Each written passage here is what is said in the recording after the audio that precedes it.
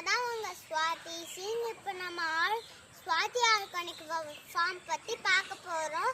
Swathi organic ஃபார்மில் கோழி எதில் குளிக்கும்னு பார்க்க போகிறோம்.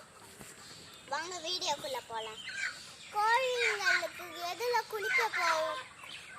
குளிக்கும்னா இதோ ஒரு இடம் எடுத்து வச்சு அது அங்கே தேங்காய் மட்டை அப்புறம் மரத்தில் இருக்கிற எல்லா இலையும் அதெல்லாம் சேர்த்து ஒரு இடத்துல வச்சுட்டு அதை நல்லா கொளுத்தி இந்த மாதிரி சாம்பல்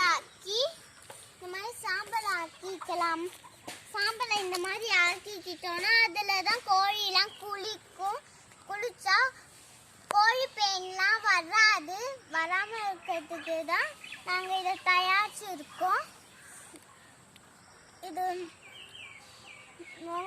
என் வீடியோ உங்களுக்கு பிடிச்சிருந்தா லைக் பண்ணுங்க, ஷேர் பண்ணுங்க, சப்ஸ்கிரைப் பண்ணுங்க. தேங்க்யூ.